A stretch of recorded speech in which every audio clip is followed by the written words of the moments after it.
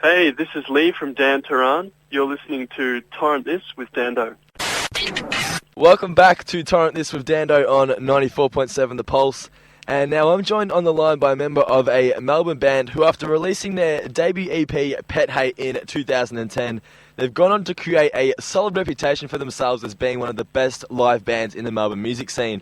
They've recently released their new single, Rebels, with a forthcoming album soon to be released, and they're currently on their Rebels tour. I'm, of course, talking about Damn Terran. And I'm lucky to be joined on the line by their drummer, Lee. Lee, thanks for your time, man, and how's things?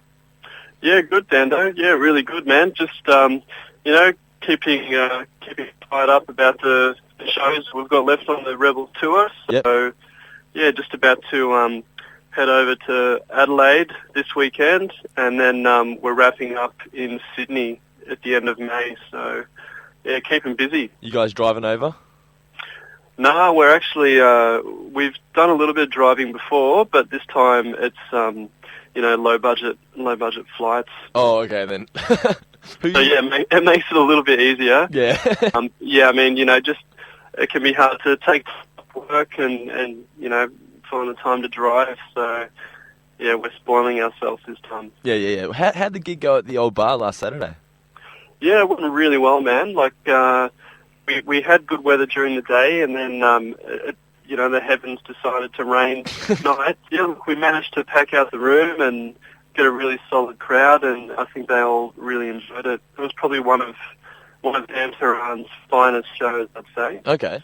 You you playing in Adelaide? This is the second time. Are you expecting a bigger crowd this time around? The first time we played Adelaide, we were on a bill with Children Collide and DZ Death Race. Yep. Oh. Obviously you're going to get a big when you're playing with those guys. So this is our maiden headlining show. Mm-hmm. So hopefully there's a few people that remember us from last August. We did the Loveless tour with Children Collide, and we don't really know what to expect. We're just hoping that there's at least a bloody handful of people that get the Melbourne born and bred style of post-punk fury that we're doing. Yeah, well, everywhere I read, people keep raving about you guys as a live band. Is this how you guys set out to try and diverse yourself from all the other bands in Melbourne at the moment? Yeah, definitely. I think we were probably, a bit of a backlash at the indie bands that were really popular a few years ago. Mm-hmm. Would spend more time playing instruments. Yep. So we wanted to make sure that people were coming to shows and, experiencing music, in its finest form. Do you feel like like you just said, the Melbourne music scene is finally starting to recover from the flurry of four-piece indie bands with stupid haircuts and skinny jeans? Yeah, I think it is, definitely. There's another band, Uday's Tiger. They're a young duo, and they're putting on a really solid show, with a lot of intensity. There's definitely a few emerging acts. Kids of Zoo, they're another really awesome kind of garage punk band that we love. Mm-hmm. And, they put on a really excellent show, and it's definitely, a big paradigm shift from that bloody indie bullshit. Yeah, I know, right? Yeah. Do you think your recorded music does you guys justice? Look, we record live and then do overdubbing. Mm-hmm. On top of that. So we do aim to kind of reproduce the live sound as much as we can. Yep. But ultimately, when you're sitting on a drum kit and you've got these headphones that are falling off, it's all a little bit uncomfortable. Yep. Whereas when we're playing a live show, we've got the additional advantage of having a crowd of people to feed off their energy. So I think we do the best we can in terms of capturing the live sound on the recordings, but ultimately come to a show and check us out and see what you think. Well, that's one thing I've found with some bands that I've liked. I've liked their music, and I go to their gig, and they just stand there, and I'm thinking, this is shit. It makes me not like the band. I mean, there's definitely that. And as well as that, we've made a pretty big effort to make sure that, what you hear on the disc is, it can actually be reproduced live as well. Mm-hmm. Often you hear a band and they can be very ambitious on the recording, but, you go see them and you're thinking, dudes, you sound half as fat, where's the guitar line that was in the chorus. Mm-hmm. You know, there's all these elements that are missing. So, you know, we've tried to keep it simple so that when people see us live, it's actually, you know, relevant to what you get on the recording. Yeah, well, it's like the Beatles. They weren't ambitious, but that's because they had no intention of playing live again. Yeah, that's right. Well, I mean, they couldn't. Yeah. Now, getting to the new single, Rebels, now this was the first track to include vocals from Ali, yeah? Yeah. So this was the first song that we all wrote together. Mm-hmm. And, you know, it's really excellent to have Ali featured prominently on the vocals, and then, you know, the kind of, you know, left-right punch combination of Ali and Lockie coming in on the choruses. I think it's really powerful. What kind of things do you think she's added to the band besides just the female voice? Oh, look, Ali's an incredibly talented musician. So, you know, in addition to Damn Terran, she's a solo artist under the monkey of Ali E. Mm-hmm. And she's also got another project which is, you know, stylistically very different as well, called Heavy Beach. Okay. And so, you know, she's very prolific. I think, you know, we're probably, you know, doing a little bit more in terms of vocal harmonies.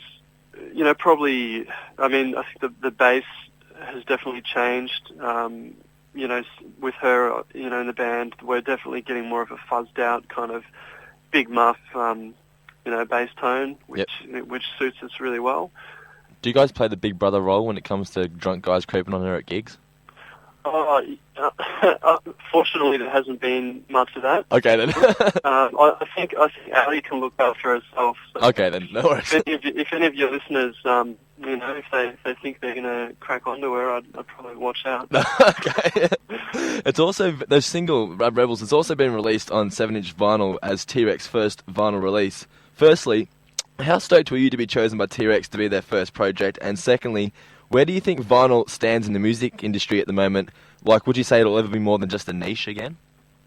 Okay. Well, firstly, you know, it's so flattered that, you know, the iconic record store and, you know, new upstart label Thornbury Records would pick us. Mm-hmm. You know, we were going to put it out as a 7-inch, and, you know, when they heard the track and you know, our situation, they really wanted to get on board and help out. Mm-hmm. So, yeah, that's you know, really great. In terms of vinyl becoming, I mean, look, it's growing rapidly at the moment. Mm-hmm. I think over the last few years, there's been something like 400 or 500% growth in vinyl, which has been sold. And I think, you know, people are kind of rediscovering the just how excellent that medium sounds. You know, I find that, you know, when you chuck on a record, I mean, it obviously depends what music. I mean, if you listen to Damn Terran or Kids of Zoo or Ouch My Face on vinyl, like, it is like a really nice way of experiencing that music. Yep. I mean, if you listen to something which is full of samples and easy soundscapes, like, you know, something like Devin Townsend or something like that, would probably just end up being a big blob of chaos.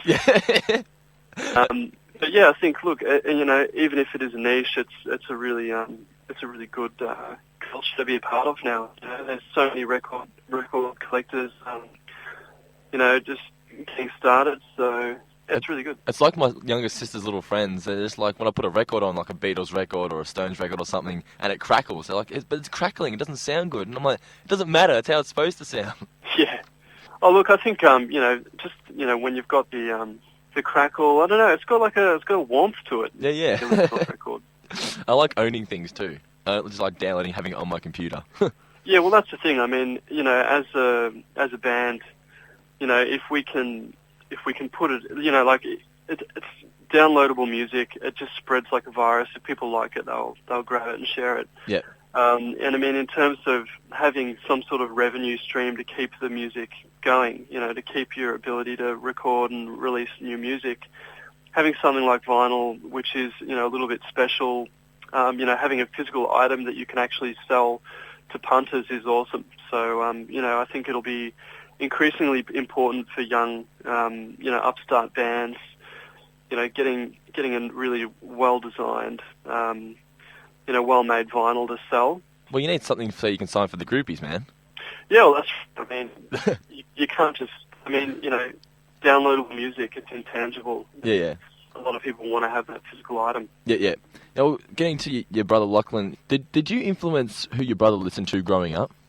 Yeah, I reckon I did. Lockie, in terms of, he's from a different generation, but he's still got to experience the wealth of excellent music that came out of that period. Yeah. So, when I was growing up, there would have been, cassettes of Nirvana and Faith No More and Soundgarden in the car. And, I think, when you're exposed to that music, you kind of, you develop a certain kind of style, and, I think that is reflected in what Damn Terran do as well. Now, I went onto the realeubank.com today. It seems like it's been a while since you've added anything to it. Yeah, man.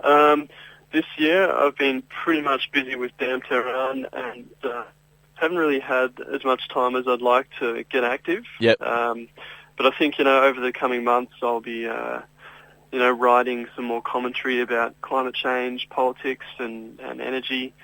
And, just starting to kind of ruffle some feathers again. Yeah. Have you always been interested in environmentalism? Probably for the last decade, yeah. Mm-hmm. And I think it's really at the moment it's important for people to actually not only be critical of the the status quo kind of forces that want to ignore huge problems like climate change and the need to roll out zero carbon energy, but we also need to be equally critical of some of these big environment groups that are, meant to be acting on the behalf of, the environment, but aren't really matching their actions with their rhetoric. Well, I'll be the first to admit I'm hardly the person to talk to when it comes to things like politics, but do you think your passion for the environment will ever play a really major role in the band in some way? Well, I think Rebels, the actual, the subject matter that we're kind of touching on there is, in the climate scene, there is a lot of, there aren't enough rebels. Mm-hmm. That's kind of, what the song's about in a way. We've got a lot of careerists, a lot of, activists that are playing it safe, but, I think with a problem like climate change, you need some really honest, truth-telling rebels to get out there and call for what's necessary. What's the most outrageous thing you've done in a protest or as a protest? Oh, look, man, I'm actually not much of a protester. Okay. I mean, I get out when I can, but, the way that I can contribute to, the political system is through my writing. So that's kind of how I do it. I mean, I've seen people bloody lock on to, lock themselves together in the premier's, office, demanding to speak to some people. Yeah. And, I mean, if that's how you can contribute to the common good or, some positive change, then go for it. Let's be honest, man. What you're doing is probably a lot more useful. Oh, look, I think there's a use for all of the different ways that people can contribute to change. Now, just a couple more questions, man, and I'll let you go. Where do you see yourself on both a personal level as well as the band in 12 months' time? Oh, look, in 12 months' time, I hope that we've played a few festivals. Mm-hmm. And that we've released and toured an album. Mm-hmm. We're going to get to at the end of the year. Yep. And then after that's done, I think I need to probably get on a flight overseas and have a bit of a holiday. Yeah. How many tracks are going to be on the album? Oh, look, there'll be at least 10. Okay. So probably between 10 and 13. Okay, nice. And the singles you've released so far will be on the album, yeah? Yeah, Rebels will be, that's kind of the backbone of the album. Yep. And we've got plenty of tracks to choose from. It's just a matter of figuring out, what tracks suit the overall composition of an album. What goes into your mind when deciding to choose a song to go onto an album? I think look, there's many factors. You want to have, you want to make sure it's a dynamic piece of work. Yep. Both in terms of its intensity and tempo, and then, I guess it's kind of like a bit of it's pretty natural kind of thing. I mean, it's like putting together a good live set. Mm-hmm. You don't want to have too much of one tempo in one section to bring down the mood too much. Yep. You want to keep people's energy levels up. So, pretty much similar to picking a live set. Yep, that's it. Well, and just one last question, man. This is what I asked everybody. What advice do you have for all aspiring songwriters and musicians? Okay, I reckon. Okay, that's a good question. I probably should have thought about it a little. Well, okay. So, what advice would I give songwriters? Okay, well, don't be afraid of mistakes. Maybe like if you make a mistake, use it as an opportunity to try something different or go along with it. Mm-hmm. It might lead to a dead end, or it might lead to a really awesome innovation. Yeah. Who knows? Yep. Well, there you go, guys. Make sure you grab yourself a copy of Damn Terran's new single, Rebels, on 7-inch vinyl, or if you're too cheap and lazy, it's also available as a free download from their website, damnterran.com.au. And for all the latest news and info on the guys, like them on Facebook at facebook.com/damnterran. Once again, Lee, thanks for your time, man, and good luck with the rest of your tour. Thanks a lot, Dando. No worries, mate. Catch you later. Bye.